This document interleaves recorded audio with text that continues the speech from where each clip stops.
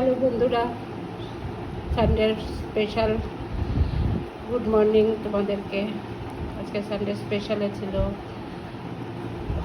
পোলাও আর গাছের পুঁই শাক রয়েছে, গাছের পুঁই শাক দিয়ে সবজি, মিষ্টি ভাজি আর কলা পাতায় বানিয়েছিলাম আজকে বড় মাছের পাতুরি। তোমরা একটু দেখে কমেন্ট করো কেমন হয়েছে। আমি এক হাতে করি, নিজেরটা কেমন হয় জানি না, সেই মতন। দেখো নিচে বড় মাছ আছে, মাছটা দিয়ে আলু দিয়েছিলাম, টমেটো দিয়েছিলাম, ধনিয়া পাতা, সব ধরনের সবজি দিয়ে করেছি। আর একটা মিষ্টি ভাজি।